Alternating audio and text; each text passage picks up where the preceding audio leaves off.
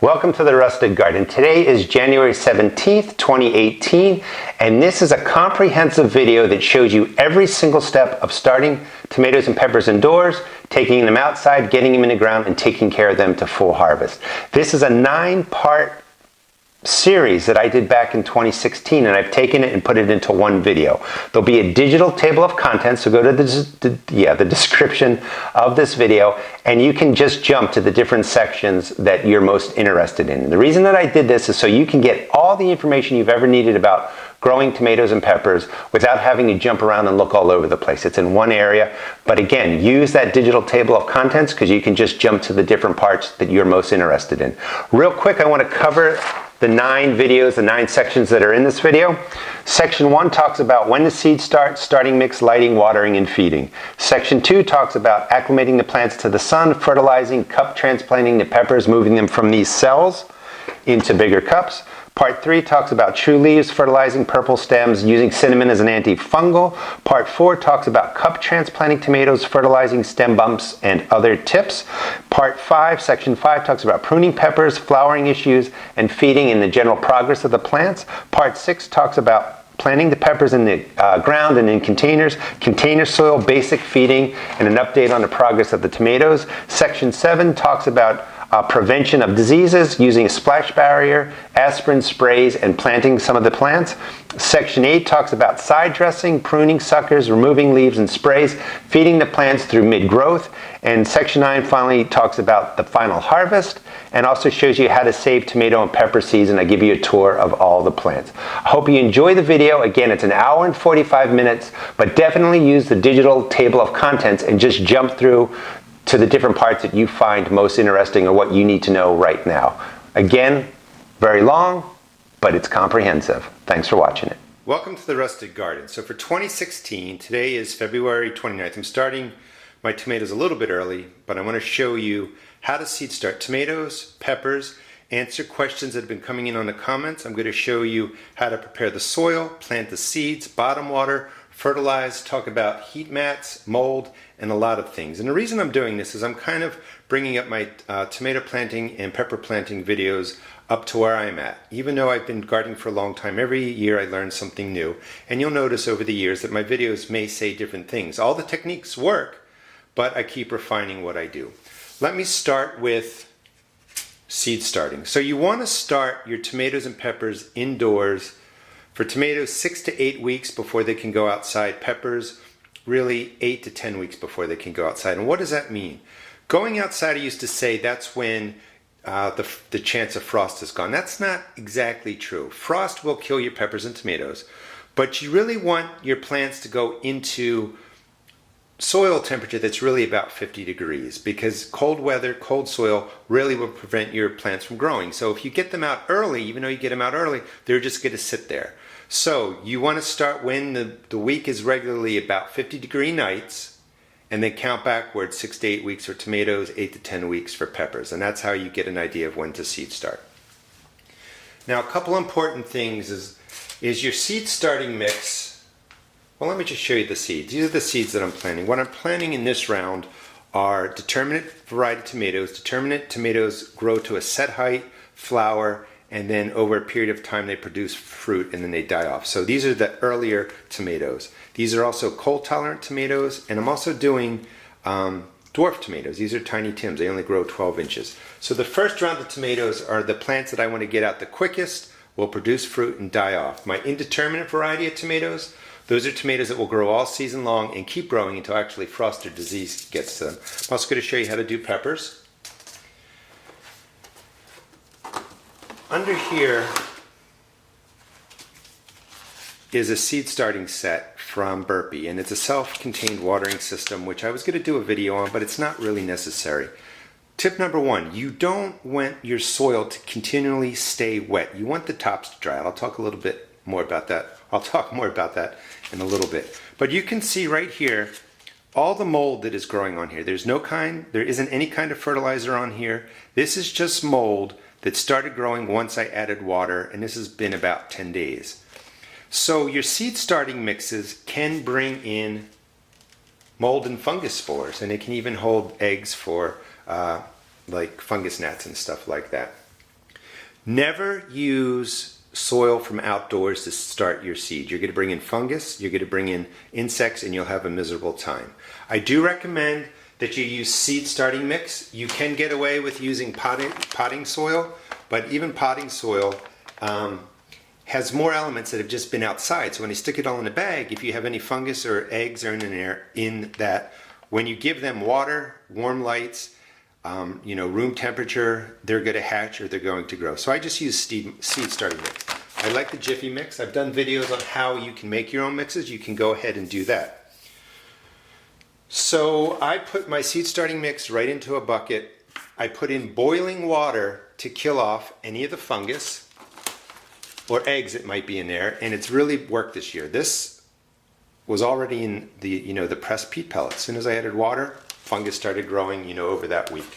So boiling water into your seed starting mix will help sterilize it a little bit.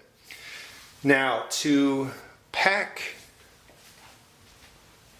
your seed starting mix, there is a little bit of technique to it. First of all, always pre-moisten your mix. It's going to have water in it. It's going to be easier to work with. So I put in, your first level of seed starting mix, and then you want to press it down. You want a nice, solid starting base for your tomatoes or peppers, and really for your vegetable seeds, all of them. And then put in another layer, and that's your seed starting mix, and that's ready for planting. Now to plant, I've done videos where I put in more than 2 tomato seeds or more than 2 pepper seeds. You don't really have to do that, because the first thing you want to say to yourself is, how many do I want to grow?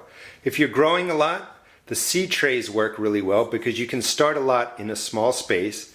After the growing 3 to 4 weeks, they're going to go into cups. However, if you're only going to grow, a couple of plants, go ahead and start with the cups, and I'll show you how to do that.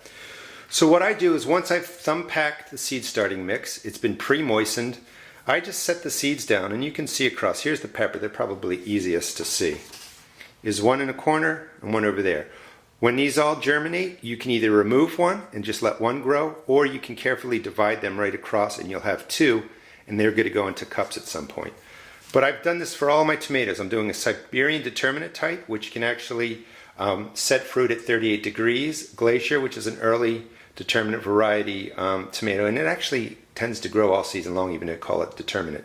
A dwarf tomato, Bush 506, a silvery fir, which is like fern-like leaves, and lots of tomato. These are all Determinate varieties. Subarctic Max does well in the cold. Red Robin, another dwarf variety, and Tiny Tim, another dwarf variety tomato. And I'm doing Cubanelle peppers, sweet peppers right here. So put the seeds in, one corner, one corner, one corner, one corner, and you can see they go all the way across.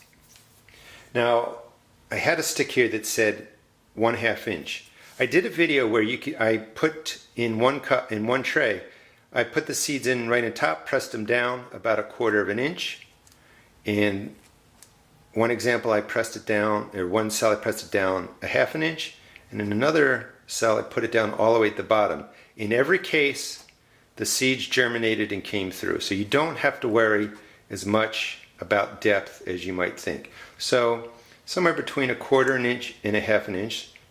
This is pre-moistened, thumb packed, so the seeds are making really good contact with the starting mix.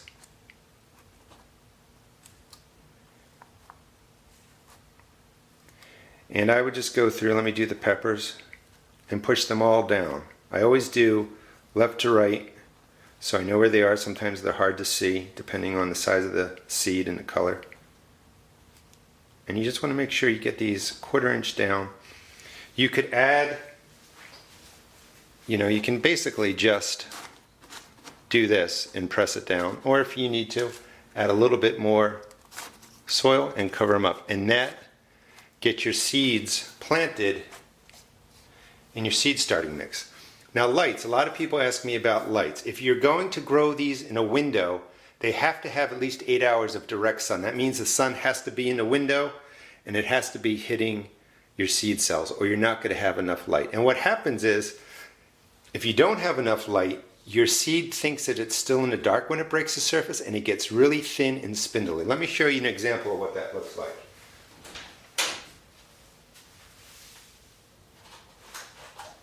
These are pea plants that I'm growing in my closet in complete dark. These are plants that don't have light, and you can see how tall they are. This is what would happen to your tomatoes. They're going to keep being in germination mode, trying to reach sunlight, and they're going to get tall and spindly. You don't want that. And you might ask me, why am I growing peas? You can actually grow peas in the dark, and if you cut those and put them into salad, you get a pea-like taste to your salad, and it's very crispy too. So it's a way to grow stuff in total darkness. So the light. So if you're growing these on a windowsill, if you're using cups or something like that. Oh, let me show you the cups real quick. So if you're going to do the cups, put in 3 seeds, press them down, 1/4 inch, cover it up. And this would be if you're just starting a couple. And then press it down. You're still going to put a hole in the bottom. You're still going to bottom water, and I'll get to that in a second. So the light. You need to have direct sunlight on a windowsill. That means the sun's coming through. If you don't, I've shown you my grow closets. If you have the T12 bulbs, which are the fat fluorescent tubes, you want them about 2 inches above it. If you're using the thinner T8s, they get warmer. You want to be about 4 inches above it. But put your hand under there.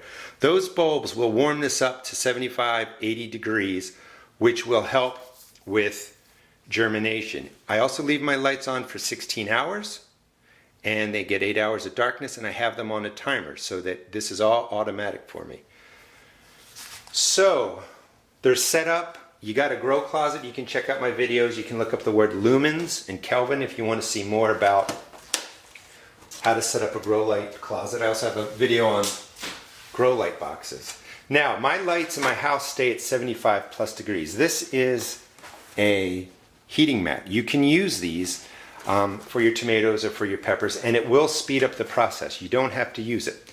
Tomatoes will take 5 to 10 days to germinate, and peppers take somewhere between 7 and 14 days to germinate. And let me just show you some of the growth of my peppers. These were started on January 31st.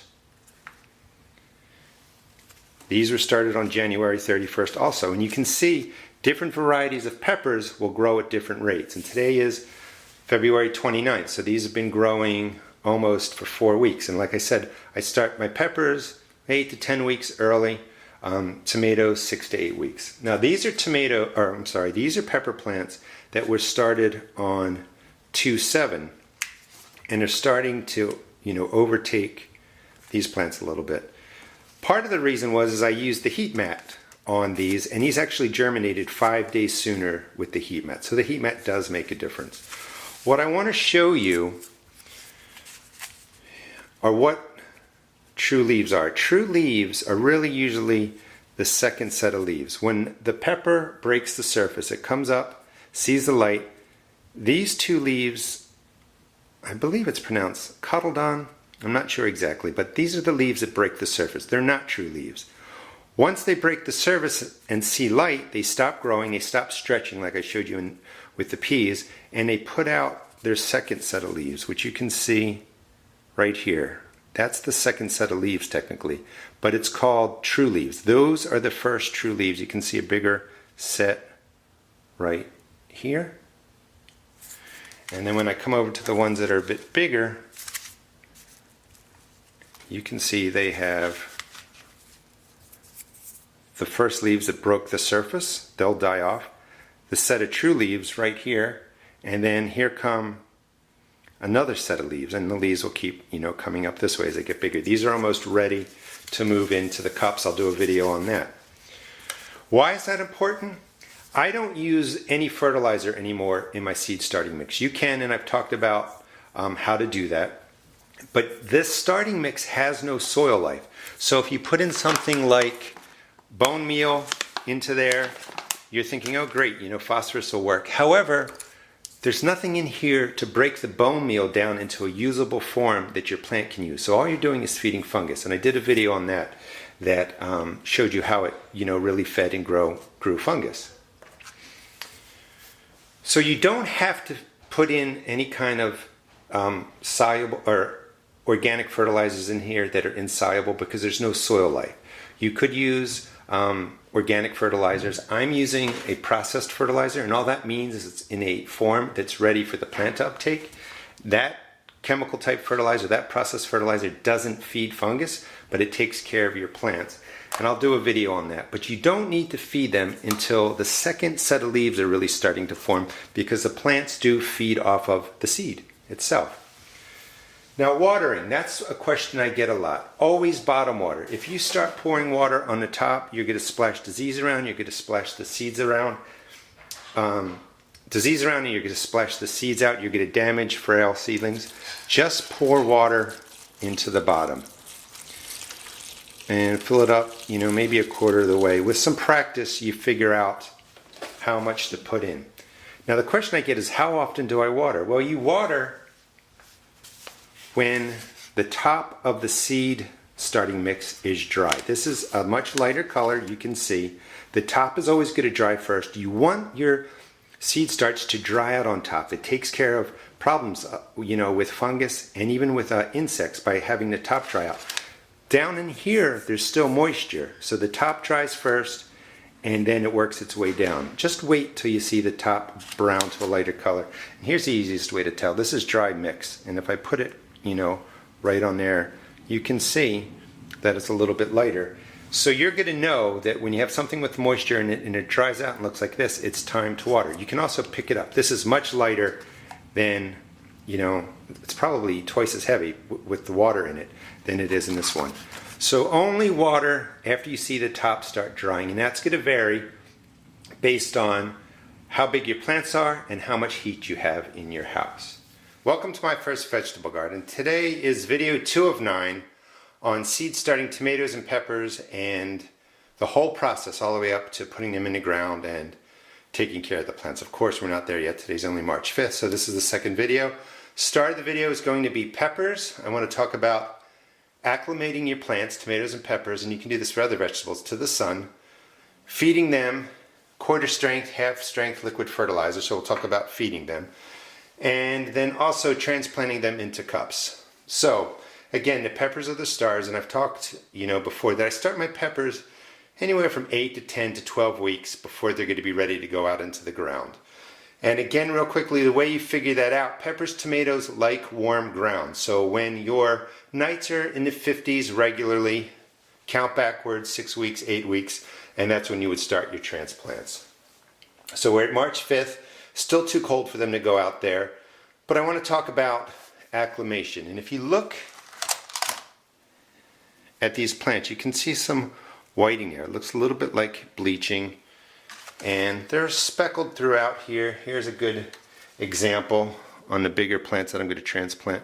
You can see that they're kind of white, not really yellow, kind of bleached out. That's from the sun.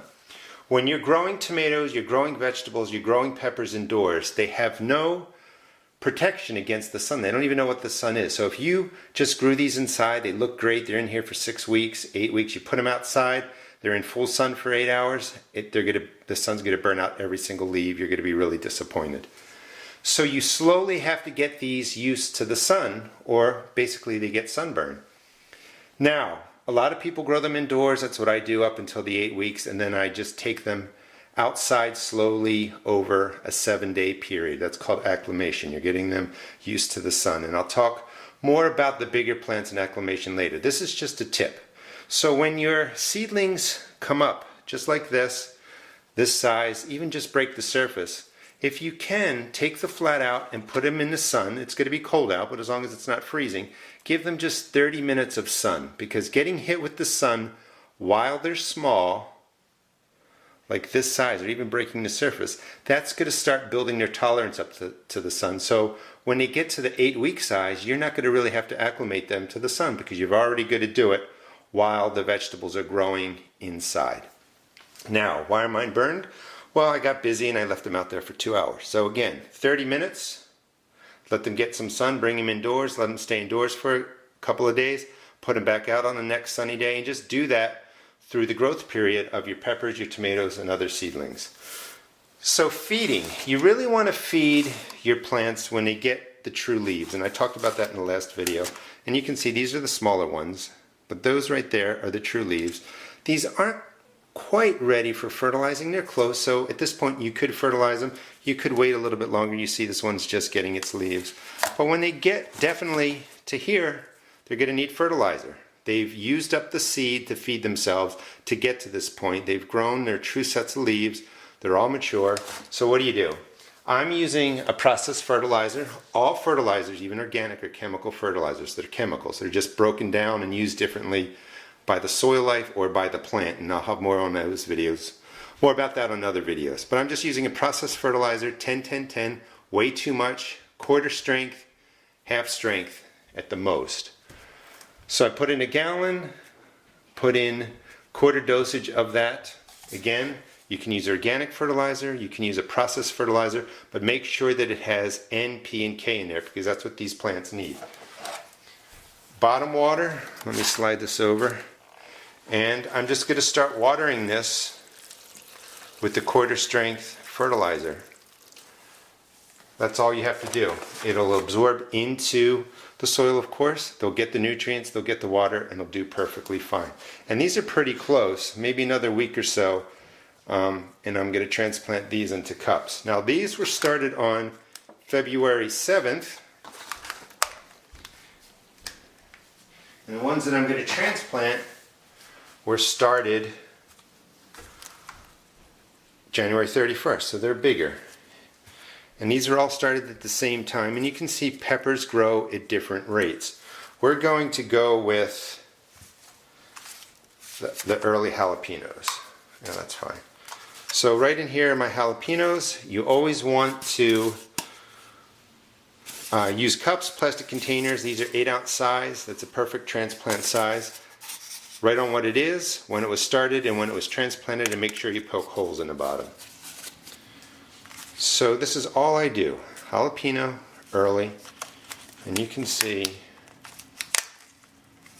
the root systems are fully developed. I have 3 plants in there. I don't want 3 peppers growing in the 8-ounce cup. Here is another jalapeno with a small one that just germinated. And remember, seeds sometimes germinate at different rates. So when you have a big pepper like this, you might have a seed that just started. And then over here, we have 2 plants. Nice root system. And I tell you to plant 2 or 3 seeds, tomatoes or peppers in there, so that you're not always waiting for just one seed to germinate, because it may not. So here's what I'm going to do. This one, I'm just going to get rid of this plant. So this is a transplant. This has 2 plants, and I can actually gently just reach down the center and break the root ball, and these 2 will do perfectly fine. So that's now 3 plants. Now this gets a little bit more tricky because you can't break these all up, and I don't really recommend starting 3 seeds if you don't need to. Just do 2, because breaking them up is much easier. What I'm doing for these is I'm actually going, and you notice that I do this when it's a little bit drier, I'm going to break apart the root balls by tapping out most of the starting mix. And nothing's, breaking badly here. But you have the full root system. Now this is much harder to do, and this creates more transplant shock. So I recommend, if you're just getting started, pruning it to 1 plant, you put in this whole ball. No real disturbance of the roots, and you're going to do much better. This one is a disturbance, but there's still the root ball intact. So let's get to planting. Oh, let me just show you. Starting mix to get them going. Once they're going into the cups, I just use garden soil. It's a more coarse. You could use starting mix if you want. The starting mix is a little bit more gentler, but the peppers should do fine. When your plants get to a transplant size, they should really be able to take hold of potting mix, garden soil, or whatever you want to use. So let's get the ones with the bare roots in real quick. Drop it in, big circle. I'm dropping the whole root system down to depth so that it's not bunching up or sitting on top of it, and then I tap it in.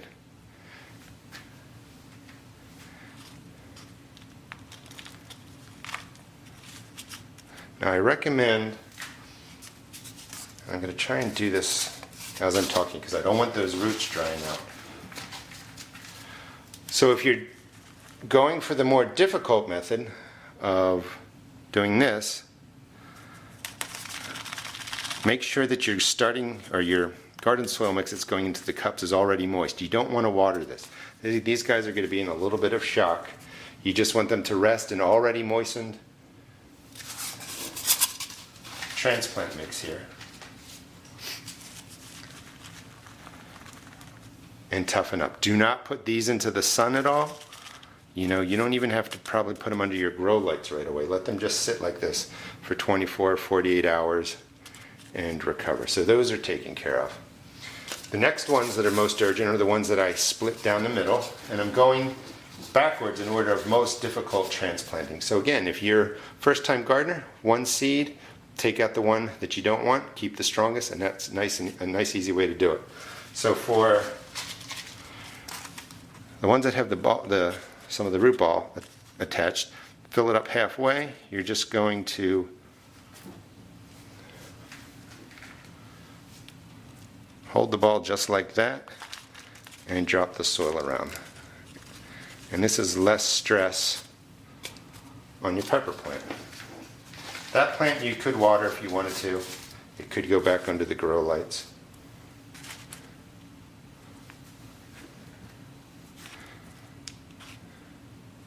Just set it up.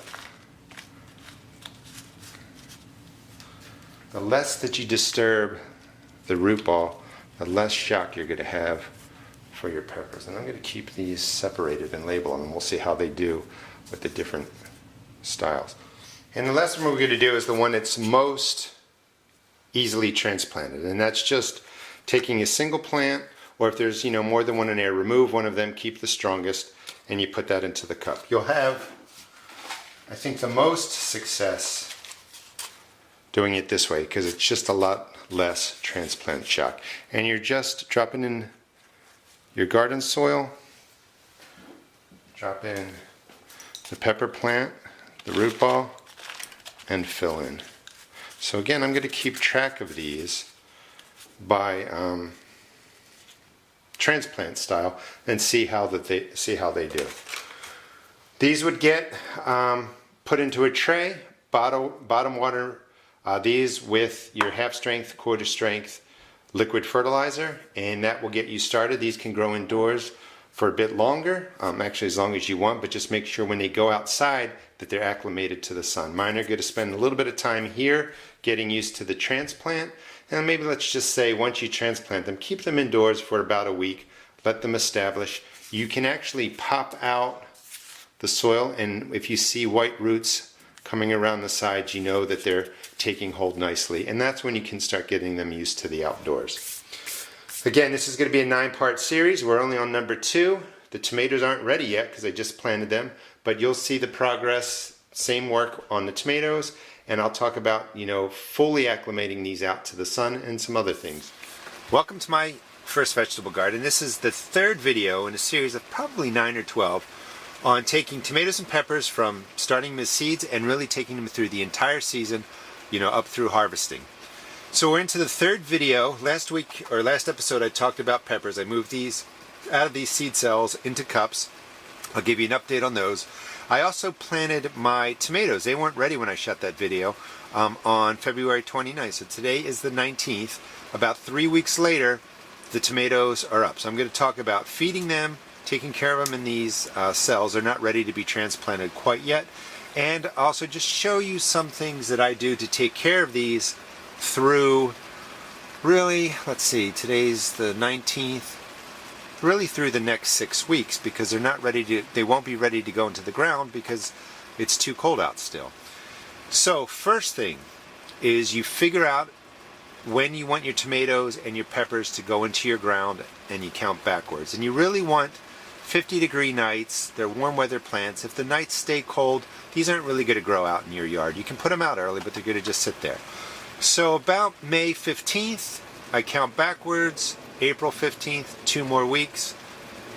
you know, the end of March, and I like to start my tomatoes 6 to 8 weeks before then, and peppers 8 to 10 weeks before. So let me move the peppers out. These are the peppers that I didn't transplant into the cups from the last video. They were smaller, but you can see that they've gotten to a good size. They were fed. They had their first true leaves. I'm going to show you the feeding for the tomatoes. Now the tomatoes, again, were planted on the 29th, and I planted 2 per cell, and most of them came up, and I'm going to split these up just like I did the peppers. But here are the true leaves. That's a true leaf, true leaves in there. So these have been growing now 3 weeks. The true leaves are showing, and that's really when it's time to feed them. You can feed them a little bit sooner. You could feed them into the 4th week if you want to. Now, the soil on top of here is still wet. That's when I usually recommend you water. I'm sorry, I usually recommend to water when the tops dry out. But in this case for the video, I'm going to use quarter strength processed fertilizer. You can use organic fertilizer, but if you use organic fertilizer, you have to make sure it has the N, the P, and the K, the 3 main macronutrients: nitrogen, phosphorus, potassium. This processed fertilizer has all the microelements too. It's real easy to use, there's no smell, and it's processed, and all that means is it's processed into a form the tomato plants can use it right away, or the pepper plants can use it right away. And that's why it's in a soluble form. Once it's mixed with water, it can go to the plant roots. The roots will take it right into their system. If you use an organic fertilizer, it has to be soluble. You don't want insoluble fertilizer for these plants. The insoluble means it doesn't mix with water. It has to be broken down by the soil bacteria, and there's not much bacteria in starter mix, for it to be available for the plant. So I like the soluble fertilizer, the processed fertilizer. I just fill this up about 1/4 of the way, and this is also how you bottom water. And it's pretty straightforward. When the first sets of leaves, you know, get to about this size, they've been growing 3 weeks, somewhere between 2 and 4 weeks, you can start feeding them with a soluble fertilizer, organic or processed, whatever you want. I would feed them maybe once a week. You might notice in my videos I vary what I say, because nothing's set in stone. You don't need to do this every time you water, you know, once a week, every 2 weeks at the most, and that will take care of your plants and give them the nutrition that they need. These probably will need to grow about another, I don't know, maybe another 2 weeks before I move them into cups. Now, when I did the pepper video, the planting into the cups, you'll notice, or remember maybe, that I split them up in different ways. This was a plant that was just roots when I transplanted it. This was half of a root ball when I tore 2 plants in half. This one came out of when I had 3 or 4 in a little cell, and I had to break all the starting mix off and just drop the roots in. And so what I wanted to show you, you know, these were started on January 31st, transplanted on 3/5, so 14 days later, this is what they look like. The root ball, when you just take out a single plant, we're not going to keep that. When you take out a single plant, whoop, and plant this, that's considered planting the whole root ball. When you have to split it down the middle, you tear that in half, and when you have to take 3, 4 plants out, you're really breaking it up and it's just the roots. So anyway, the root ball, where is it? Right down here. This is the full root ball. This is half of a root ball, and this is just the roots. And this one actually looks the best. These are all jalapenos, so it's the same plant. But you see, in either case, the same process, the plants survived and they look pretty good. Now, one thing that's important with peppers and sometimes tomatoes is you're going to get a purpling on the stem. That's perfectly good, fine. That's a healthy plant. It's growing well. Sometimes the stems get purple on peppers. Sometimes the stems of the leaves also get purple. You usually don't see much purpling in here, but don't worry about if you see the pepper color. Now, 2 weeks later, they're growing into the cups, and you can see the root system growing all through here. This is a nice, healthy plant. This is a full root ball.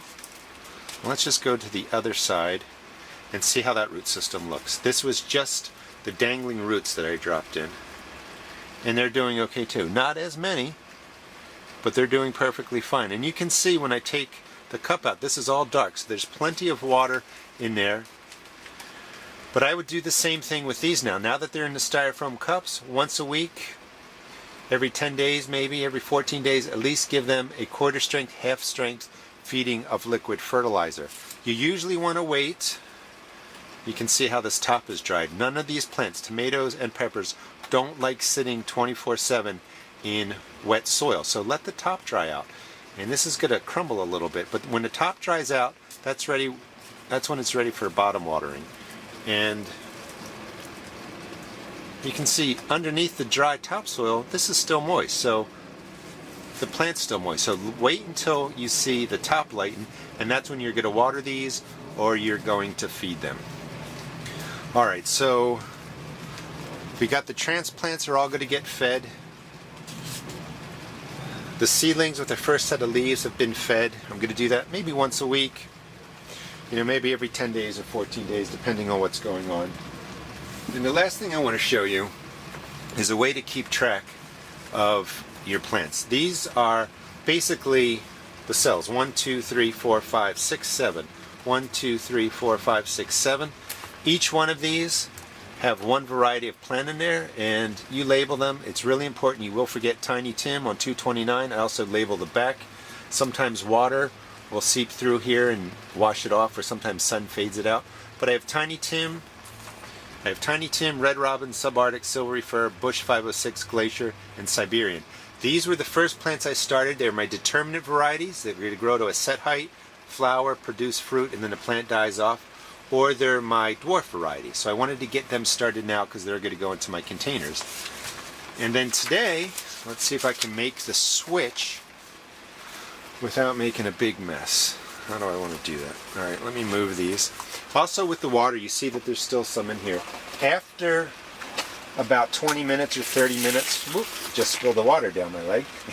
After 20 or 30 minutes, just drain that water out. But with practice, you get pretty good at putting in the amount that your plants are going to need. You don't want water sitting in the bottom of the tray. So as of March 19th, this is my second round of tomatoes. These are my Indeterminate varieties. And again, I like to plant mine 6 to 8 weeks before they're going to go out into warm soil, 50 degrees, warm night air. And this is how I set that up. So it's started today, 3/19. They all were started the way I've shown you in the first video. All labeled. And I like to label, for instance, it says Copia and Copia. So 1, 2, 3. These are all the same variety. These will get knocked around. All kinds of things happen. Like, for instance, wind comes in and messes up your greenhouse, which I had that happen. So the more markers you have, the better off you are in case there's an emergency. Also keep it on paper. So I got Boxcar, Kentucky Orange, Indigo Apple, Homestead, Brandywine, all the way through 11 flats. That's 22 more varieties that I'm going to be having grown. So 22 and 7, 29 varieties. I still have another flat I'm going to do. I don't want everything to come in at once because then I'm going to have to transplant it all at once. I like moving things from these will go my indoor lights inside the house because it's still cool. But as these grow and get ready, it'll be warmer out here in the greenhouse and they'll come out here when I put them into the styrofoam cups. So I like to do these about 2 weeks apart. I did the Determinate ones about 2 weeks ago. I did these today. In another 2 weeks, I'm going to do my cherry tomatoes. Cherry tomatoes tend to grow faster, so I'm going to have 3 waves of tomatoes in various stages of growth, ready to come out into my greenhouse, ready to get into containers, you know, and just start the whole season. One more tip, and I said it before in the other video, but this really makes a difference. When your tomatoes or peppers first germinate, even when they're just breaking the soil, when they're this size too, if you can take them outside for 20 or 30 minutes while they're in your house still and give them sun, that will help them toughen up for the acclimation process. I can't stress that enough really. You want these to get used to the sun while they're growing. Also bringing these out for 20 or 30 minutes a day. The sunlight is also kind of a great antiseptic, so to speak, that if there's fungus or mold growing, the sun really kills that off. So the sun really makes a difference. And then finally, I want to talk about fungus and insects. You've seen me in the videos using the neem oil. This was down by the heater because I want it to stay warm so that the oil mixes nicely with the water. Anyway, this is 2 teaspoons of neem, 3 teaspoons of Castile soap, And neem oil is great for controlling fungus gnats. It's great for taking care of some fungus and molds. So shake it up well, and I'm just spraying the top of my soil now. This will help slow down and prevent fungus and mold. It would also be there if any fungus gnats come and lay eggs, and that is one method you can use. The other method I've used before was cinnamon. Cinnamon really doesn't, as far as I know, take care of fungus gnats or insects. It could repel them a little bit, but it's great for fungus and mold, and you just sprinkle it right on the surface after planting. Somebody asked me, can you mix this into the soil? And the answer is I don't know. I'd have to experiment, because I'd wonder if the cinnamon would inhibit in any way the growth of the root system. I don't know. I've always used it right on top, just like this, and you can see it's not much cinnamon, but it will help manage fungus and mold. It's not 100% effective, but it really does work. And when you water this, you want the top of the soil, before you water it, you want the top of the soil and the cinnamon to dry, and that helps manage mold and fungus too. If you always keep the top wet by watering it, watering it, watering it, you're going to grow more fungus and more mold. Let the tops dry out. It will be okay, because when this top dries and kills off, the mold and fungus that are growing because they don't have any water, water stays down here. So as soon as you see that dry, a day or two later, water from the bottom, your plants will be perfectly fine. Alright, so that was the third video. I got my second wave of tomatoes in. I showed you what it looks like when you want to feed them. You want to look for the first sets of true leaves. You want to make sure you water your peppers after the tops dry out like that, so you're not keeping them too soggy. And that should keep you on track for having great transplants 6 or 8 weeks from now. Welcome to my first vegetable garden. Today is the fourth video in my series about growing peppers and tomatoes from start to finish. The first 3 videos really showed you how to plant the seeds for the peppers and tomatoes, and how to transplant the peppers over and kind of get them ready. Today we're going to talk more about tomatoes, do a similar process. A couple of things that I wanted to show you to start, as this is my second wave of tomatoes, and you can see that they just broke the surface a couple of days ago. It's March 26th, it's about 60 degrees out. One thing that you can do to keep your tomatoes and all of your seedlings or germinated seeds from getting leggy is just to take them outside as soon as they break the surface. These are the first leaves that break the surface. They're not the true leaves, but if they can get hit by sun like today, it's really a nice intense amount of sunlight, which will help the tomato when you have to acclimate them off. That means if they've been growing indoors for 4 or 5 weeks, they don't know what the sun is. If you let them get the sun early, like now, about a half an hour today, a couple times a week, they're going to be hardened off already. They're not going to be at risk of coming outside and getting burned by the sun. And I've talked about acclimation and hardening off your vegetables in other videos. So when you have a chance, get them out into the sun, especially when they just break the surface. They'll really do well. They won't get leggy. They're not going to be reaching for artificial light. The full sunlight will really take care of them. So this is my second wave, and these probably got planted about 7 days ago. Here's the first wave of tomatoes that I planted back on February 29th. So this is about 4 weeks worth of growth. And these are my dwarf tomatoes, my cold tolerant tomatoes. I'm going to show you how to get them into the cups and get ready for the next round. So basically my tomatoes are going to be going into cups just like the peppers were. Now here are some tomatoes that I started way back in January, and these look like, well, one, they look really healthy. These would be ready to go in the ground right now. However, being March 26, I still have at least 4 weeks, 5 weeks of nights where frosts are going to come, and the nights are getting still too cold. Even though it's 60 degrees today, it's going to be 39 degrees. These were planted so that I could test germinate my seeds, before I sell them and before I start to grow them. What I wanted to show you are some interesting things going on. Right here, you can see these bumps coming. Let's see if I can get this in there. You can see these bumps coming off the plant. That's nothing gross or alien or anything to be worried about. That's actually the vine itself putting out new roots. These are kind of root nodes, and because they've been wet and humid around there, they're starting to send out roots. Why is that important? When you go to transplant your tomatoes, and let's just say, you know, it's almost May, my tomatoes are this size, much too large to be in here. You want to transplant them into the cups when they're about this size. But these are good for an example. Oh, another thing, let me pop these out. These have been in these tiny cells. You know, that's kind of root bound, but these have been fed the half-strength processed fertilizer like Miracle Grow, or you can find another company if you don't like Monsanto. But the processed fertilizers do a perfectly fine job of taking care of your seed starts, and just look how healthy these are.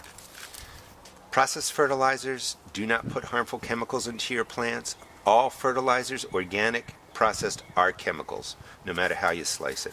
So to plant these, let's just say your plant's got this big. Loosen up the root ball just a little bit to get the roots going in a different direction. You want to get a cup that is larger, and this is the bigger size, and you're going to plant it all the way through over these roots, through the red part and up to here. And that will sustain your plant. That cup size, this extra soil, will sustain your plant until you have the right temperatures for them to go out into the ground. So there's just no way I'm going to be able to hold this plant 6 more weeks. So, you know, but I thought I would keep them, and I'm going to do actually some experiments on them to show you how to take care of them. But that's how you would plant up a bigger tomato, just into a cup like this. Make sure you label it, water it, half-strength fertilizer once a week, and this plant will do really, really well. So getting back to where we should be, you know, you count back 6 or 8 weeks from the last, or from the first date your temperatures, your outdoor temperatures are going to be, what do I want to say? You want to count back 6 or 8 weeks from when your nighttime temperatures stay around 50 degrees for tomatoes and peppers, because these really have to get into the warm ground. So same thing as I did with the peppers. Pinch out the cell. You can see the root systems are starting to develop nicely. They're not quite winding up at the bottom, but they need to get into the cups. So I'm going to gently break this right down the middle. Always make sure you have holes in your cups. Label them. And that quickly I moved them and forgot what they were. And these are Subarctic Max. Again, today's the 26th. These were started at the end of February, so they're about 4 weeks old.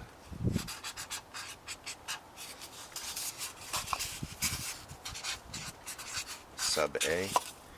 And you're going to get them right into these cups. They'll be able to grow in these cups and do really, really well while I wait for the temperature to warm up.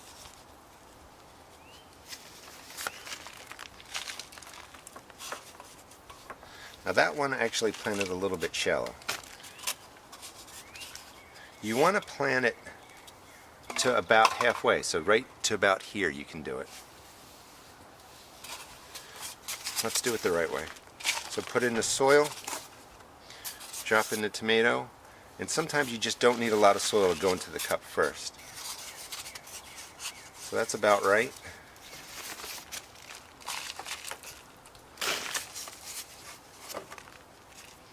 Gently press it in, and that's what you want to do with all your tomato transplants. Get them ready to sit in the cup, grow over the next 4 weeks or so in my area, and these will be really large. They'll be, you know, as big as this plant come planting time. So you'll have this nice healthy transplant ready to go into your ground.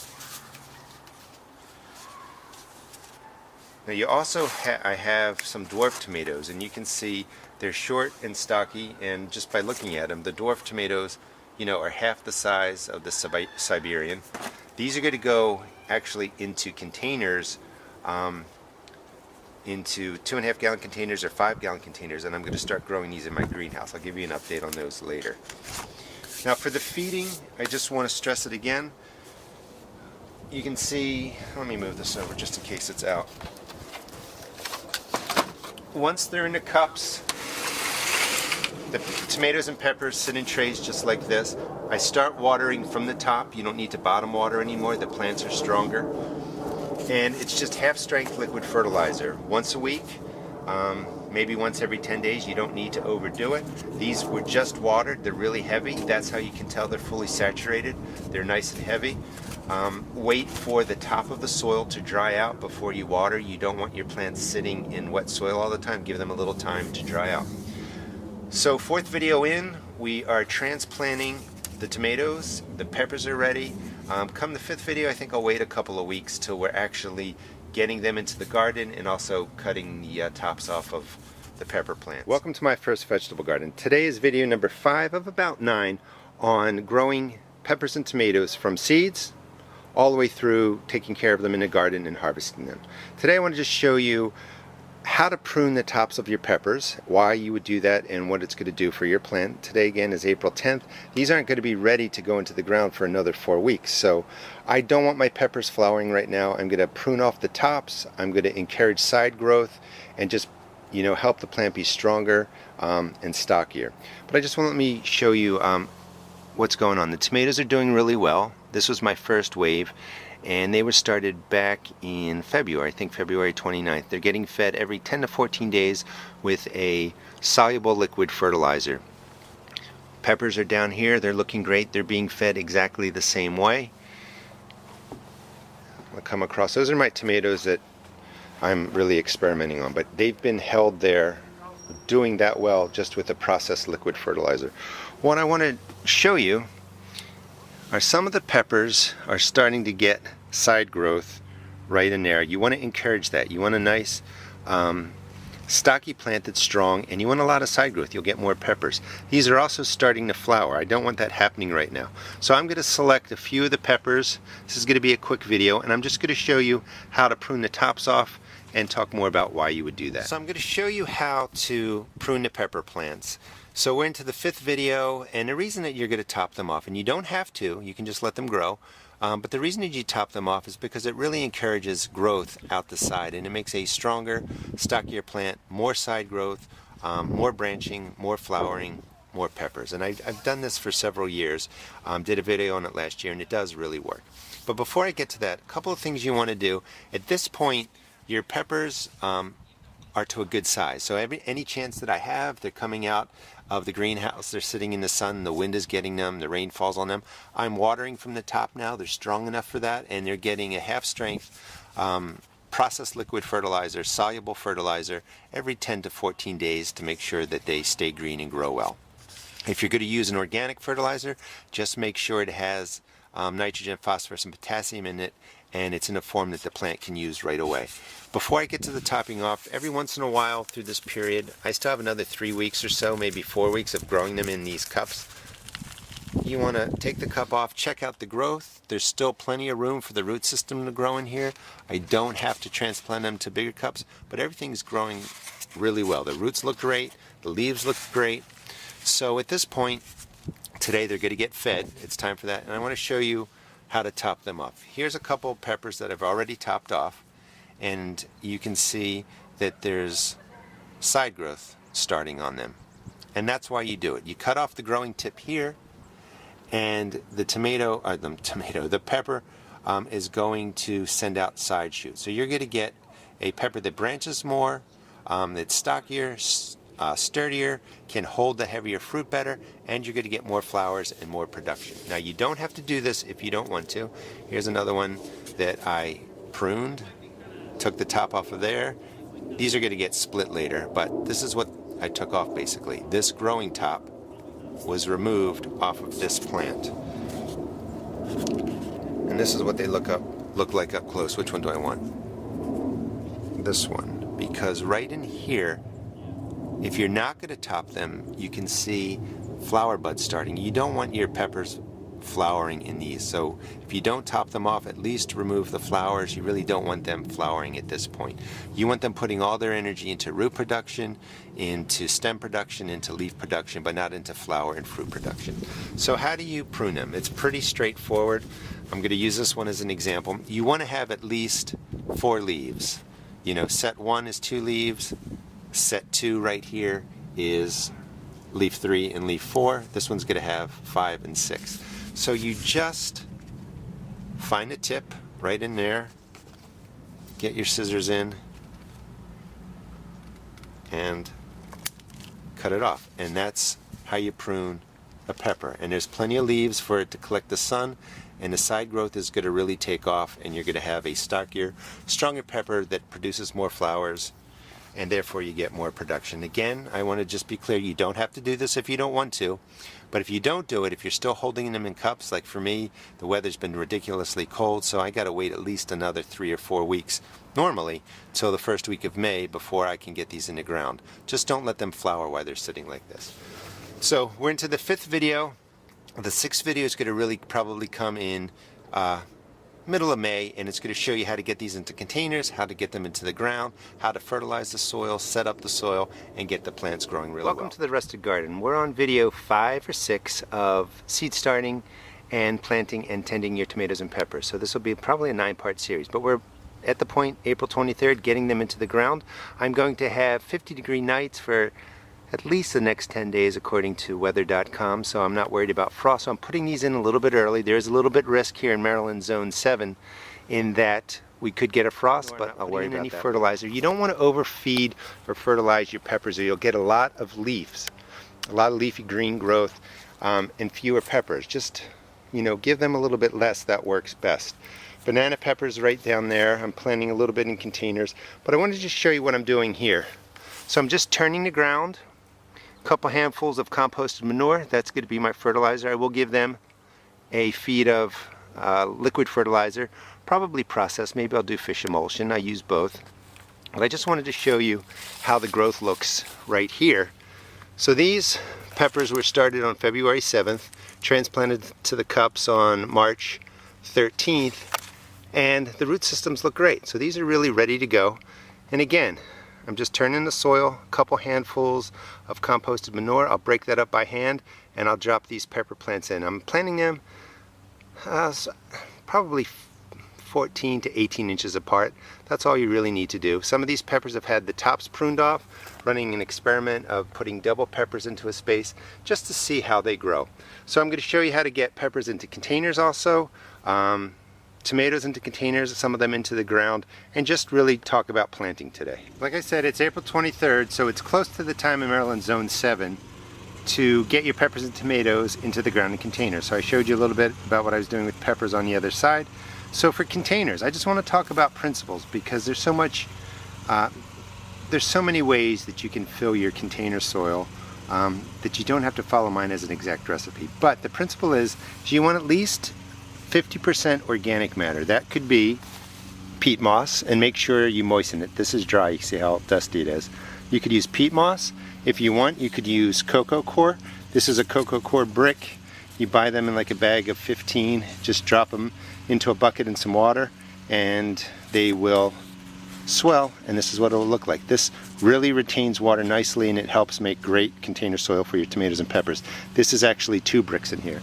So what I do is I take garden soil, I'll take cheap topsoil I buy, any kind of product that's on sale, throw it into a container just like this, and then I put in 50% of either the peat moss or cocoa coir, and if you have compost, certainly put compost in there. But you're making a nice container mix, which is usually cheaper than buying the bag stuff. If you want to buy a potting soil mix or a higher end garden soil mix and just use that, you could go ahead and do that.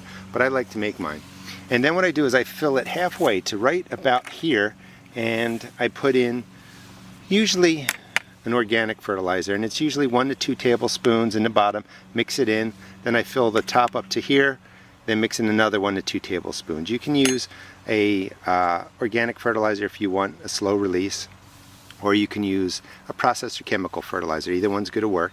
And then I also feed these about every 2 weeks with a processed liquid fertilizer and keeps them going. And in fact, these are some that I did about a week ago. These are microtom. They're only going to get 10 inches tall. So I'm experimenting. There's 2 in each little space there. And you can see that they're already starting to flower. So I've packed a lot into here. You don't typically do this because your tomatoes are going to get too big.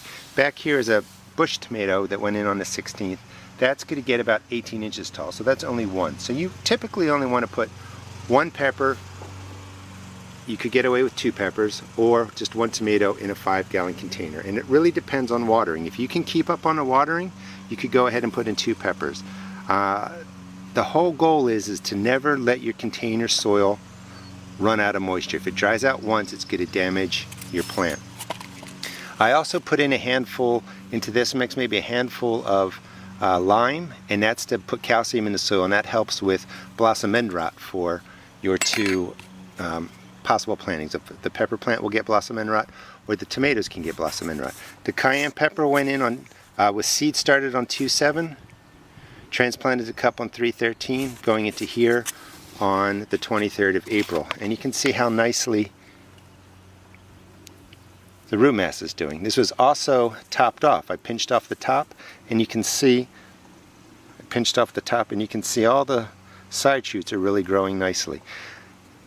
Just for the sake of the video, this is nice and loose. Again, 50% organic matter. You could do a third peat moss, a third compost, a third soil. It doesn't matter. The whole goal is a good amount of it is organic matter to hold water.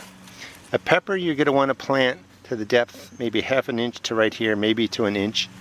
So you would just mark it out, drop it in like that, and then I would just drop the soil around. That would go a little bit deeper because I want to bury about that much of the stem.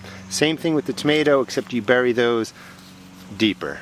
You want to bury a tomato to about 1/3 or 1/2 of the depth of the stem because it will actually grow roots out.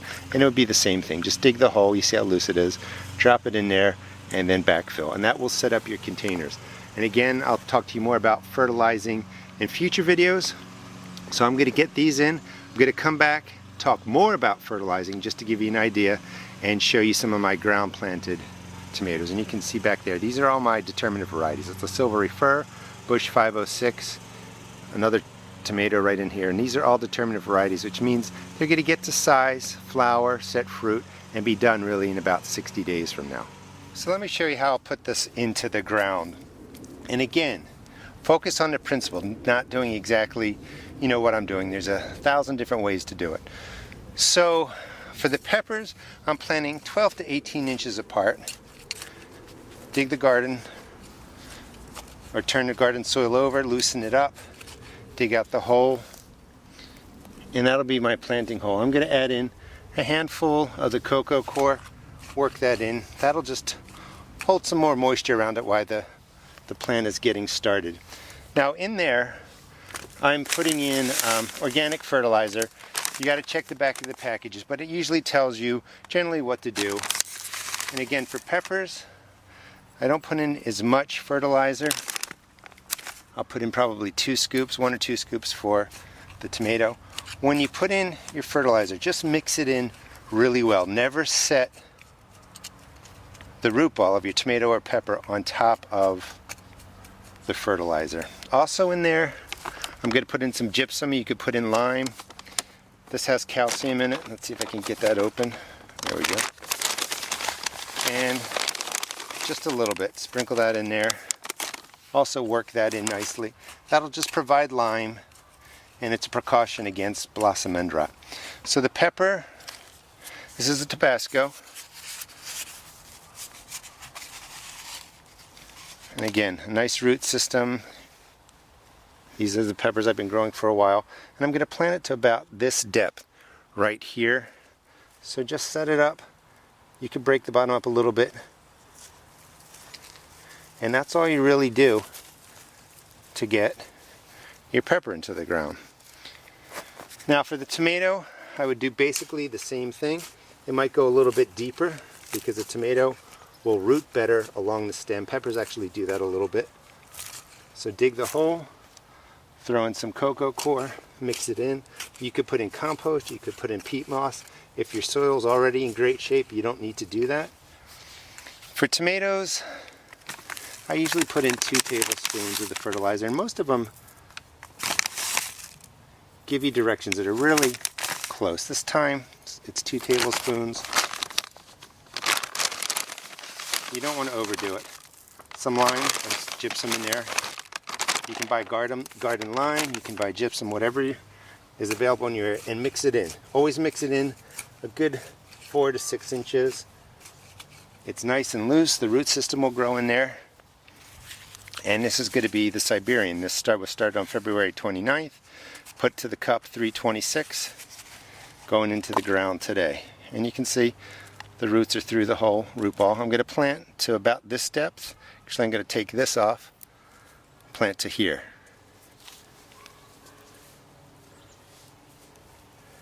And just drop the soil around it. Any big clumps, get rid of those. And you can see it's planted to a good depth. This is a determinate variety. It'll grow about 60 days and then die out. And then I'll put in probably a cucumber plant to grow back over there. One thing I wanted to show you is you're going to have some pepper plants that are flowering. Get rid of the flowers at this side. If winters didn't come and kill back peppers, peppers would actually grow like a bush, on and on and on. And they get woody, you prune them back, you shape them. So taking off the flowers isn't going to harm the plant. You don't, at this size, you don't want the plant concentrating energy into growing flowers and growing vegetables. You want them just to establish a root system, get some leaves going, and get growing in your garden. Let the flowers and fruit come later down the line. I hope this gives you the basic idea of how to put peppers and tomatoes into the ground, into containers. I don't want you to overly stress about how much fertilizer you need. In most cases, just use less, follow the instructions a little bit less. Garden lime, garden gypsum helps to prevent blossom end rot. And there's a lot of different ways you can do it. And when you're using the containers, make sure you got 50% organic matter that will really hold water, because it's really, really important. Hope you enjoyed the video. Hopefully your nights are warming up to 50s, your days are between 60 and 80, and you're going to soon be able to get your tomatoes and peppers into the ground. Please check out my blog at www.therustedgarden.blogspot.com, and also check out my YouTube videos. So I'm getting the peppers and tomatoes into the ground, and I just want to do a quick recap. This is my second wave of tomatoes over here that are going into cups. The peppers have been growing in here now for, I don't know, almost 10 weeks. They're doing really, really well. And I've shown you a bunch of videos on them, but the root systems are great. They're starting to coil, they still have time, but they're getting into the ground now. I'm also putting in my Determinate variety tomatoes and my dwarf tomatoes. So very small tomatoes that only get, somewhere between 12 and 18 inches tall, and the Determinate varieties that will die out in about 60 days and be done. These are my Indeterminate varieties. Now I get a lot of questions, and first thing, if you're just going to grow maybe 12 tomatoes in your garden, just fill up a cup, make sure there's a hole poked in the bottom, label it, and put 2 seeds into each of these, and let your seeds germinate in here. Pick the strongest plant, remove the weakest one, and you have 12 plants that you can just grow in this. But I grow a lot of tomatoes, so I start them in these cells. There are about 12 tomatoes in here. So these can grow in here 6 or 8 weeks. It's nice, compact space. They go right into the grow lights or into my greenhouse, and they don't take up a lot of space, unlike this. If I took all these and grew them this way, I'd have maybe 6 flats, and that's a lot of tomatoes, and that's too much to move around. So I always start with these smaller cells. Now once they get to about that size, I just take them, pop them out. I've shown you a lot of different ways to do this, but this is one way, is just gently break them down the middle. Now, because there's some root trauma here, you don't want to put these right into the cups and then into full sun. Take care of them. So for about 3 days, once they go into the cup like this, put them somewhere with a little bit of morning sun maybe, but mostly shade, and let them just recover from the trauma. And all I do is I use plain old garden soil. If you don't like Miracle Grow, you can certainly get a different company. But you just need garden soil. You don't need anything fancier or more expensive. Don't get topsoil or anything like that. Get a garden soil, and it'll say on the package, it'll differentiate between topsoil, premium topsoil, garden soil, potting mix, and all that. So look for the garden soil. And why do I say that? so many times because a lot of people have questions and you don't have to go after the most expensive product. That was on sale, that's why I have it. So all I do is drop in enough soil to about here. Make sure you poke a hole in it, put your name on it. Put the tomato's name on it. Drop it in. You want to bury some of the root, fill it up, water it in, and your transplanting is done. It's a few days after planting. Everything's been labeled. I've labeled ones that have been topped off, the dates that they were seed started, transplanted to cups, and then put into the ground. So it's been, I think, about 4 days. I've mulched off the garden. Mulch is a great way to keep moisture in, keep soil splash from getting up on your leaves and spreading spores and disease. But everything's in. I'm taking a little bit of gamble that we won't get any frost. And as the weather continues to warm up, I think this is going to be a great pepper garden. Welcome to the Rusted Garden. This is part 7 of a 9 or 10 part series on growing peppers and tomatoes from start to finish. Today's March 15th. We've had really 15 days of rain, pretty much non-stop. And what I want to show you today is how, one, to plant indeterminate tomatoes. I'm going to wait really a week from this part of the video right now to plant because I want the sun to come, and we actually have a chance of frost tomorrow, so I don't want to mess around with that.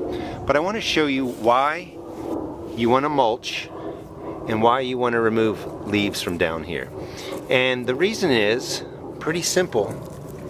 The mulching, see all the soil under there? The mulching stops soil splash from happening. If you don't mulch and you have any kind of disease spores in here, it's going to splash them up onto your leaves and the diseases will take hold. Aside from having a lot of rain, the dirt on the undersides of the leaves also do damage the leaves, and they're going to yellow out. So we're going to mulch here. That will control weeds. You can see all the weeds coming up, and it will be a disease splash barrier. And then we're going to remove the leaves slowly from the bottom, and as this grows taller, we'll remove a few more, but we're taking maybe 1/5 of the leaves from the bottom, and that's going to create a nice gap over time as this tomato grows, so that disease is less likely to splash up. Now this is a determinate variety, so we're not going to prune it that much, but when I get the indeterminate varieties in, the ones that will grow all season long, we do a lot more pruning on those. But this will help you understand the basic principle, and I want to clean these up. Here's a silvery fir in there. You can see all the dirt on the stem. With all the rain that's been coming, these plants are a little bit stunted, getting a little bit purpley, so they're going to get a liquid feed. If I pan over to here, there's a silvery fir in a container, and look how much larger it is.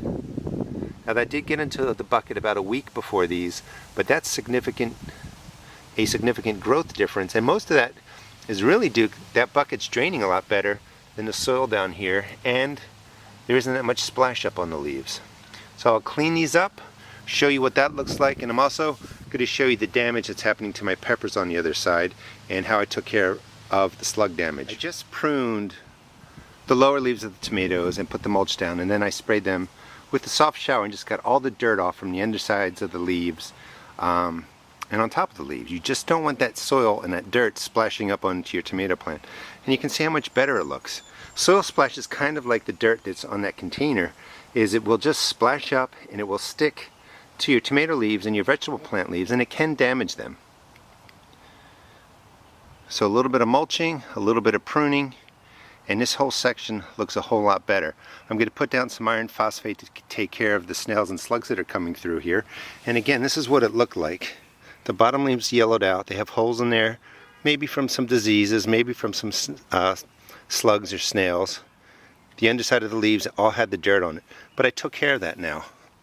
So it looks a lot better. So I'm going to actually finish this video a week from now, put in the indeterminate tomatoes. I'm going to feed these, and you're going to see how much different they look. Pests continue. Even knowing that I get snails and slugs, with this rain that we've been having, I've just not been coming out, keeping a close eye on them. So you can see all the little specks on the soil surface. That's iron phosphate. That's going to take care of this problem. All the holes that are in these leaves are from snails and slugs. And it gets worse. As I come up here, this one's totally devastated, and they're all just being chewed down. They're going to recover perfectly fine. At this size too, you see that little flower? I'm going to remove that. I want a lot of the energy going into root growth and leaf growth right now. I also have another problem cropping up. Those are ants, or there's some sort of digging bee. I haven't seen what they are yet. I think it might be some sort of bee, because when you look at the hole right in there, that is not an ant hole. So something's going on. Anyway, I'll take care of this and I'll show you how they look about a week from now. So I'm going to plant 4 tomatoes into this space. This is about a 4x4 plot, and you want to space your indeterminate tomatoes 2 to 3 feet apart. I like to keep it about that space. Is one, they grow well in the raised beds, and 2, it's enough space to let air circulate through the plants, and that's really important to help manage diseases. A lot of people ask me, why do you start tomatoes in cups? Why do you start them indoors? 1, I enjoy doing it and it gives me a project. But 2, here's the perfect example. This is my radish bed, and it's been growing here. They're cool weather crops. While the radishes are growing, my tomatoes are growing in the cups, and right about this point, here's an example. This radish is starting to form a seed head, and when radishes start doing that, they become woody. You can't really eat them. They don't taste good. So I'm going to pull all of these out now and then plant in 4 tomatoes into these corners. I'm going to be planting the Todd County Amish, this Brandywine Red, Indigo Apple, and a Homestead. And in the holes, you've seen videos already. I'm not going to do another one on it. I'm going to just speed through this really quickly. But I'm going to prepare it with about, let's let that truck go by, 2 tablespoons of organic fertilizer, literally a handful of organic lime thrown in there to help provide calcium. And then I'm going to be feeding these plants. This is going to be my organically prepared area with Job's Organics, and this is a low fertilizer, low NPK. It's a 5, 2, and 3. And you've heard me talk about using chemical fertilizers before, like Miracle Grow, where I say use half as much or a third as much. That's because those numbers are way up there. But this is used straight as prescribed, as directed, 1 tablespoon per gallon, and I'll do this about every 10 to 14 days. So I'm going to clear this out, put it into 4 plants. Oh, and one more thing. I'm going to throw in a shovelful of peat moss. You could use cocoa coir, you could use compost, but something just to add organic matter to my soil.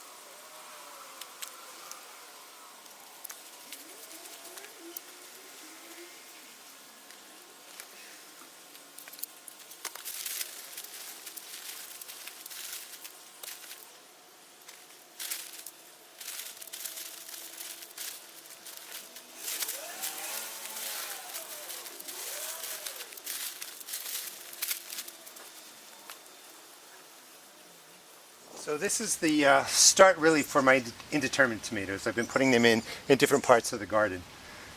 But a couple principles. Mulching creates a splash barrier so disease spores don't splash up on the tomato. As they grow up, I'm going to remove some of the bottom leaves. I'm also going to do a little bit in this video, the next part, to show you some sprays you can use on your tomatoes. And then after that, it's going to be about, I don't know, 4 to 6 weeks before the next video comes out, because these really have to get bigger so I can start showing you some new things to do. So to wrap up this video, I want to talk about preventive sprayings. I know that in my area I get early blight on tomatoes come late June, July, and one way to really deal with diseases is to start spraying before they show up and make it difficult for the diseases to take hold. That's why we talked about mulching, which definitely keeps moisture in the ground, but it creates that splash barrier to keep spores from coming up on your plants, and also beginning to bottom prune your tomatoes to make it more difficult for spores to get onto the leaves, and usually diseases work from the bottom of the plant and go upward. These are the tomatoes that I showed you about 12 days ago. They're doing really, really well now. Even right in there you can see a tomato starting to form. So the tomatoes are forming. Things are going well.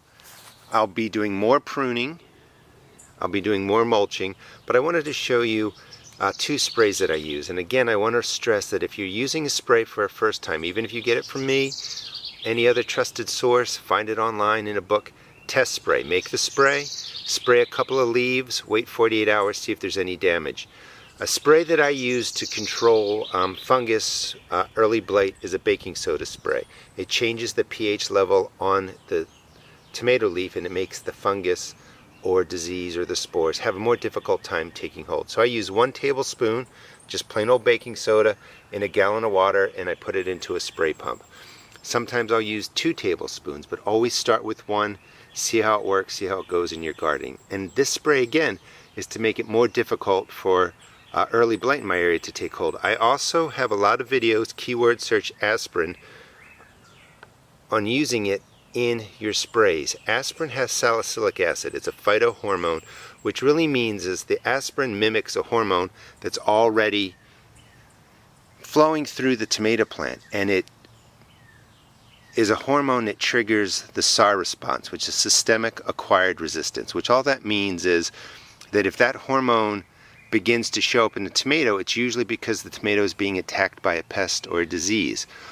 But naturally, in the tomato, it only starts to happen when the disease or pests show up. By using the aspirin, you're mimicking the hormone that's already there, and you're tricking the plant into thinking it's being attacked by a fungus or a disease or an insect. And it actually toughens up. The leaves get a little thicker. There's tons of research on it, so I recommend you really look up tomato and aspirin online, and you'll see all the research. It only works for tomato plants, unfortunately. But it really, really works, and I use it every year. How often do you use the aspirin? About every 2 weeks. Just spray it on your leaves. You don't need a lot. How often do I use the Preventive baking soda spray? Every 10 to 14 days. It depends on rain. So in my container, I have 1 tablespoon of baking soda in a gallon of water and 1 aspirin. These are 325 milligram aspirins. They're not coated. You don't want the coated ones because the coating will clog up your sprayer. Just plain old aspirin, 325 milligrams. All I'm going to do is walk around my tomatoes. There's another one as I got distracted. Let's see if that browning... Nope, that's just the flower. I thought maybe we had blossom end rot going. Thank goodness not. So all you do is soak all the leaves down, top side, underside if you can get to them. The aspirin will do its thing and start the SAR response. The baking soda will sit on the leaves, make it more difficult for the diseases to take hold, and you're good to go. This again is a preventive spraying, and always test spray. Welcome to my first vegetable garden. This is episode 8 of 9 of growing tomatoes and peppers from start to finish. Today I'm going to show you how to stake your indeterminate tomatoes, how to prune out suckers, talk about how many production stems you might want, and also talk about side dressing. It's a little bit early for side dressing, but I want to show you now so you know how to do it when your tomato plants get to, the right size. Also going to show you the peppers that were damaged by the snails and slugs way back in the beginning. They're doing really well, and I'm going to just show you how I set them up, really prune out a little bit of the bottom and get them ready for the rest of the season. The peppers and tomatoes that you just saw right in here are the ones that you saw at the end of video 7. They're just doing really, really well. Wanted to, have you just get a quick look at how well they're doing. Again, the determinate varieties will get to a set height. The tomatoes are producing, they're going to die out, but we're going to go and talk about how we take care of the peppers for the rest of the season and how we take care of the indeterminate tomatoes. Here are the peppers that were really eaten up by the slugs, and they've been taken care of. I've got rid of the slugs with iron phosphate. The plants are doing really well. I'm going to weed this area out, prune off, I don't know, 1 inch or 2 from the bottom of the pepper plants, and that's pretty much it. That's all I'm going to do for this season. You don't have to do a whole lot for peppers. We got them established, planted them with some organic fertilizer. I'll give them maybe a little bit of a liquid fertilizer today. But after that, just let them grow. Let them do their thing. They're set up. They're going to do fine for the rest of the season. We might have to stake them lightly. I'll show you a video if I need to do that. It took about a half an hour to pull out the weeds. And I took about 2 inches, maybe 3 inches of the bottom leaves of the pepper plants off the plant. I didn't take any big branches or stems or anything like that. I just broke the leaves off. And that's just to allow the air to circulate under there, and those lower leaves are a little bit easier for bugs and snails and slugs and stuff to get onto. I'm also going to put down some iron phosphate. That's what's keeping the snails and slugs away. I did have to stake up one of the peppers, and I just wanted to show you how to do that. I'm going to show you how to do tomato plants too right after this. Just put the stake an inch, is a little bit close, that's a little bit close to the stem, maybe 2 inches out. This way, when the stake goes in, you don't break off any big part of the root system. Out here you break off smaller branches, which is perfectly fine. And then when you tie it, just tie it loosely so that you're not smashing the stem against the stake, and also try and get 2 or more stems into the loop of the string that you're using. This way, when these get heavier, you're not just supporting the entire pepper plant with one of the stems like that, because they break off pretty easily. This way I have 2 in there, and that's just going to provide more support for the plant when it gets bigger. And as it grows, of course, I'll put another string up here, loosely tie it, and work, you know, my way up the stake as needed. A couple more back there. Those are the same variety of pepper right there. That's banana pepper, so I figured they're going to need to be staked down the line. And this is just the rest of the peppers, and I just wanted to show you how much I took off from the bottoms in case you want to do the same thing. Back behind there are some forget-me-nots. I'm going to let those grow and bloom. And then another thing that I found in here that I'm going to leave is one, that's a tomato plant, and that's actually a current variety. So that doesn't get really big. I'm going to prune it so it stays low. But I found some dill. So I'm going to let the dill grow up around the pepper. This way I'll have an herb that I didn't have to worry about planting anywhere else. It'll do perfectly fine in there. I'm going to show you how to prune your indeterminate tomatoes, how to identify and remove a sucker, how to tie it to a stake. And although this plant is not ready for side dressing, you want to side dress when your plant's maybe about 4 feet tall and it has small fruit on there. So it's when the first fruit show up.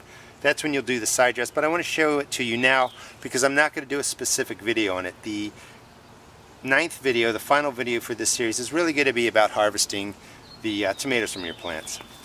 To find a sucker, now suckers are not necessarily something that suck the life out of your plant or need to be removed. The reason you remove some of them is so that you can manage the size of the plant, manage it for diseases, and it's really kind of an artistic choice you have on how you want to prune it, how many stems you want to leave, but let me explain it. So you have your main tomato, you know, roots in the ground, stem comes up, here's a leaf joint, stem continues to go up. Right here in the V section is a tomato that's going to grow leaves and flowers. That's a sucker. That will become a full production stem. I don't want this one right here. I don't want it growing out the side of my tomato out this way. So I'm going to remove that. I also like to remove a good amount, maybe 10 inches of leaves from the bottom, so that if any disease spores are in the ground, they don't splash up. So I'm going to take this one today. Now, I like to leave a good chunk of the tomato plant, like I wouldn't prune it all the way up to here just to make the gap. So as this grows up, I'll come back and I'll remove, you know, this leaf here. Now, as you come up to here, you see the main stem continues this way. These are some flowers, another leaf, and it keeps continuing. Here's a leaf right here. Here's the main stem going up along where the knife is. This is another sucker. I'm going to keep this. So I'm letting this tomato branch into 2 production stalks, or 2 stems, and I'm going to let these stems continue to grow. And each stem, the main stem, will continue to do a couple of leaves, some flowers, a couple of leaves, some flowers, and it will continue as it grows up. This will do the same thing. You can see right in here some flowers are forming, and it will continue to grow. I will stake one of them up here, and I just broke off the flowers. Too bad. How unfortunate. Fortunately, more good a flower up here. Now, right in this joint, here's the main part of the stem going up right where the knife is, another leaf coming out, and this is a sucker. I'm not going to keep that in there. And what happens is if you don't remove the suckers, you just start getting all these production stems, which is great, but the plant becomes massive, it's a lot of leaves, and you can get diseases more easily. Now you can keep as many as you want. Again, how you prune is sort of an artistic thing.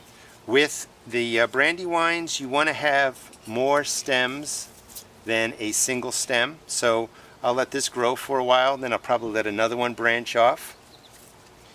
Now to tie this to a stake, I use a cage to really, support it around the initial growth. But then you're going to need a stake because these are indeterminate varieties and they're going to keep growing until either disease takes your plant or cold weather comes. So to tie it back, all you're doing is tying it to a stake. You want to leave a nice ring. Let me tie it and I'll show it to you. You want to leave enough space, just make a ring around the stake and the stem so that there's a nice gap. You don't want to tie the stem completely to the stake because then your stem won't have room to grow. Something loose just like that, and you'll just work the main stem all the way up the post. Now for something that's out here like this, you can still use the stem, just use a larger piece of string, and this way you don't need a stake for every single stem that you let grow. Just make a bigger loop.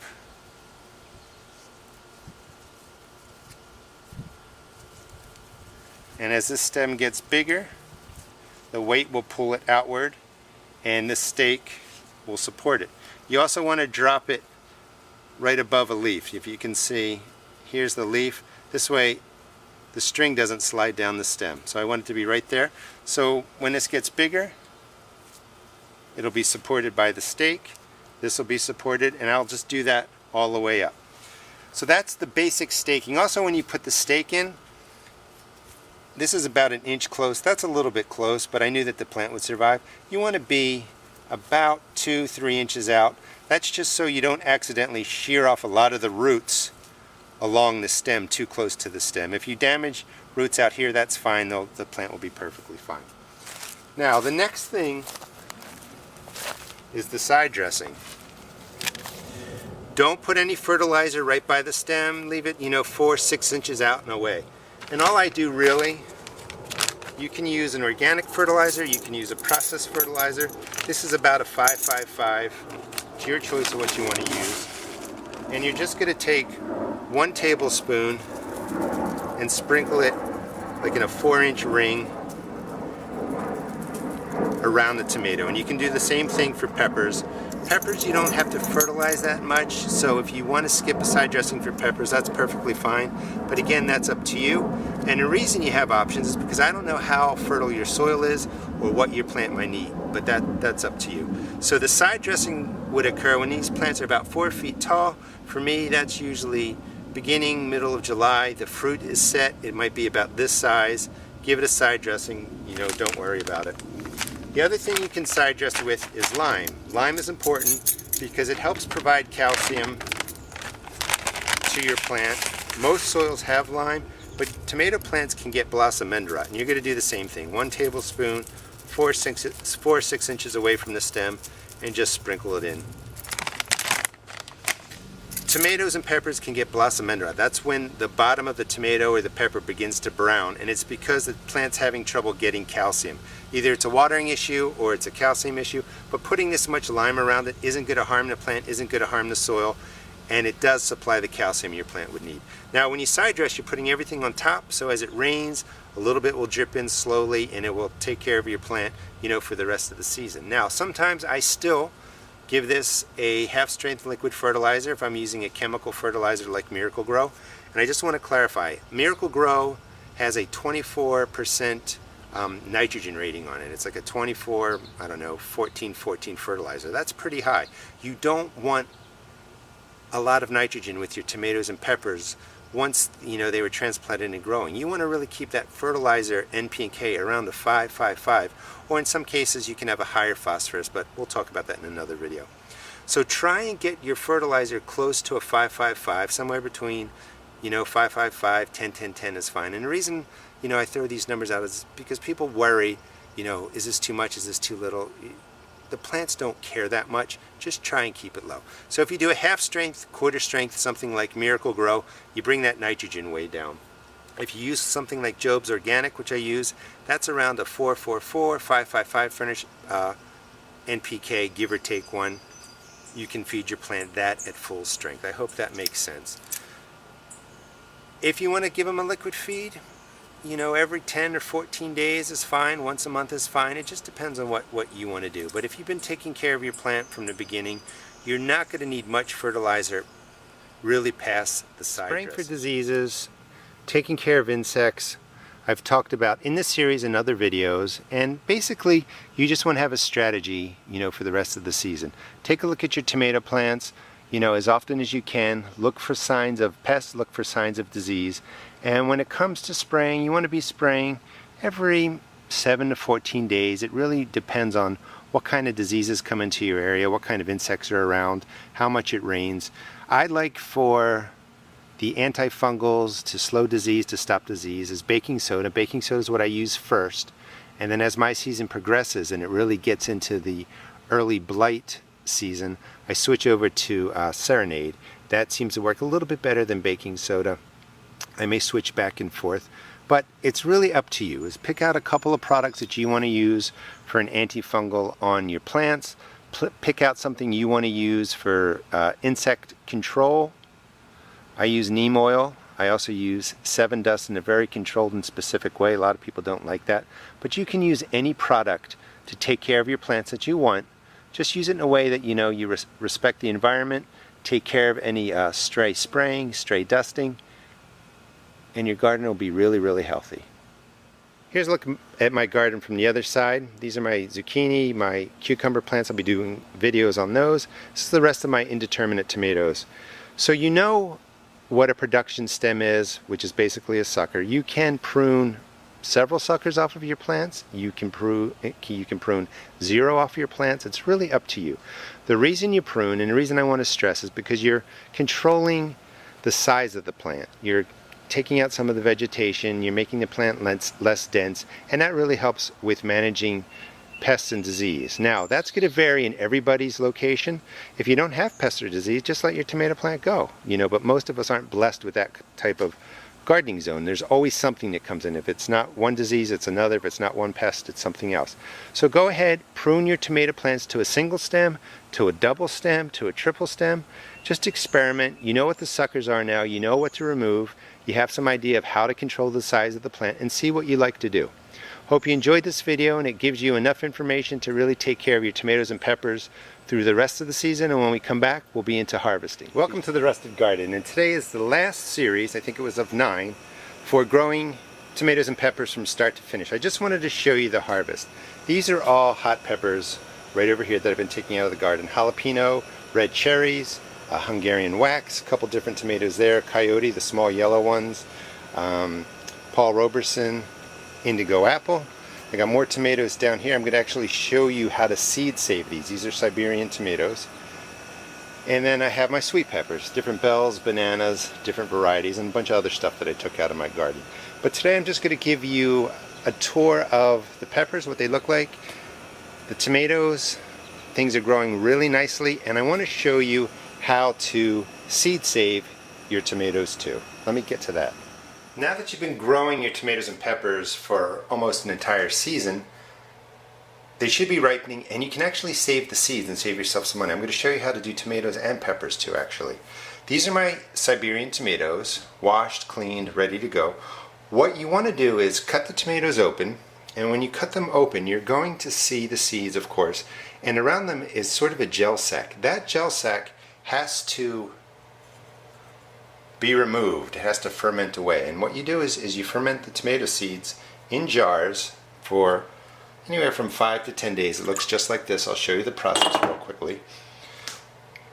And then once they ferment, you're going to take them out, you're going to dry them. I'm going to show you how to do that. So here are some seeds right in here that I've been saving. Keep the skins. These are all going to be turned into a sauce. But the Siberians have a lot of seeds in them. Just push out the seeds, the liquid, and clean out the tomato. And this is all you really have to do to save seeds. You'll find you'll get hundreds of them, if not thousands of them, but you don't need that many. Oh, you just saw the juice squirt. Be careful that you don't make a mess. If something's not cut, rather than pushing your thumb, cut it with a knife, because when you press into it, it's going to put pressure and the liquid's going to come squirting out all over your kitchen and on you. Here's a couple more. If you cut them into quarters, sometimes it's easier. And you're just removing sort of all the seeds and their gel sacs so that they can ferment and just rot away. Now the process is clean right now, but when they're sitting in these jars for 5, 7 days, 10 days, don't let them go past 10 days fermenting. They really start to smell. So you would take your Siberian seeds, I use mason jars, make sure you label it, the date, and then again within 5 to 10 days you want to take them out of here. Fill up the jar. You have your seeds in there ready for fermentation. Put the lid on it and make sure you label them. You will forget what they are. I actually put tape behind it and then I put a rubber band on there. And then you just seal them up. You know, wait about a week. Once a week goes by, they're going to naturally ferment. Everything around the seeds going to rot and you're going to be ready to save them. And when I open this up, you can see the pressure on here. Listen. That's from the fermentation. So now these do smell sour. You take them from this jar, get a sieve just like this, pour it into here, run cold water over this and just gently move them around until all the tomato casing, the gel sac, everything is gone. And then what you do with the sieve, let me just get these off my fingers, is start tapping it. And when you tap it, they all clump together. Now these need to dry for about another week, another 5 to 7 days. And the way that I do that is I use coffee filters. Don't use napkins or paper towels. The seeds will actually stick to the paper towels and napkins and it's a really painful process to peel them off. You don't want to have to do that extra work. Use the coffee filters. So I take a plate, put some napkins underneath to catch the water, drop the tomato seeds on there, move them around, label it so you know what you have. Let these dry again for about a week and then you will have seeds for next year. It's a pretty easy process. It works just about every time if you just kind of follow those guidelines. Now pepper seeds are a little bit different because you don't need to ferment them. These are red peppers and you're just letting the peppers get to a mature size. That's Hungarian wax, and these are jalapenos. And all you would really do is again get your coffee filter, take your pepper seeds and break them right onto here. And you can see that. Let them dry for about a week and then you'll have pepper seeds that are ready to be used the following year. And again, make sure you mark on here that these are jalapenos. Alright, let me get to the tour. So here are the sweet peppers that you saw in the harvest video. All kinds of different bells, reds, bananas, everything is doing really, really well. So for the next month through August, I'll be getting tons of sweet peppers out of the garden. I just wanted to show you everything that's growing in there. I've been keeping up on the spraying, doing a pretty good job with the weeding, and most importantly, these were all chewed down by snails and slugs, so I'm going to get more of the iron phosphate down, and these plants should do really well for the rest of the season. One thing right in there, on top of that pepper, you see that it's getting kind of light, white and yellow. That's from sunburn. So sometimes your peppers might get a blemish like that, and that's just from the direct sun beating down on them. Let me go show you the tomatoes. Here's one section of my tomato garden. Everything is doing pretty well. I've been actually keeping up on the spraying, on the feedings, but I actually have squirrels coming in that are eating the nearly ripe fruit, so I've been dealing with that. But all this yellowing, I did a video on what heat damage can look like on your plant. A lot of this is from the heat. These are just some varieties of tomatoes that don't do well in the heat, and I'm talking 95 plus degrees, you know, for 7-10 days, and that's what we've been getting. For instance, this is a Paul Roberson that just isn't taking the heat. And somebody actually just left me a comment that this is a Russian variety that likes cool weather. But all these spots, these yellowing, these brownings, this is not from any crazy disease or anything that you have to go and worry about. It's just unfortunately the heat. And for instance, this variety just won't go in my garden this year or next year because it just can't take the late heat. Other tomatoes are doing really well. This is a coyote, and these are some of the most deliciously sweet yellow tomatoes that I found, and this is definitely a keeper. And you can see just all the yellow tomatoes around, all the green tomatoes coming. It's doing really, really well. Another tomato. I got to pull that before the squirrels come and get it. Let me just go through here and show you the hot peppers. The hot peppers are in here.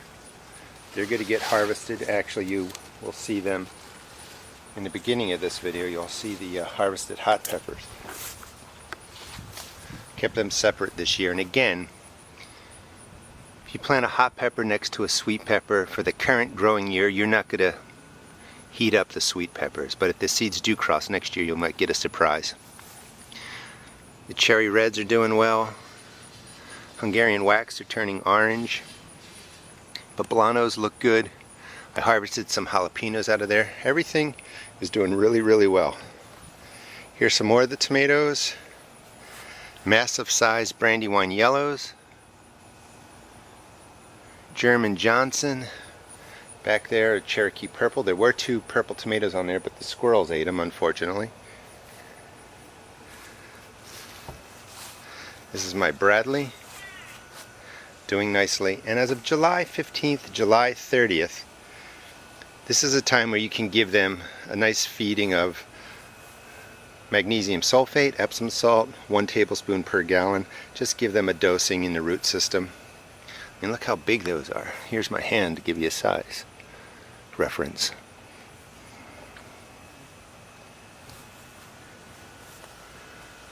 Doing well. And one tomato down in here that I really like the color, it's the indigo apple. And it's just a beautiful looking tomato. But as of July 31st, the tomatoes are doing really, really well. Hope you enjoyed this series on growing peppers and tomatoes. I'm just going to take care of these for the rest of the month. Hopefully get these all to maturity, and the squirrels leave them alone. Please check out my blog at www.therustedgarden.blogspot.com, and also check out my YouTube videos.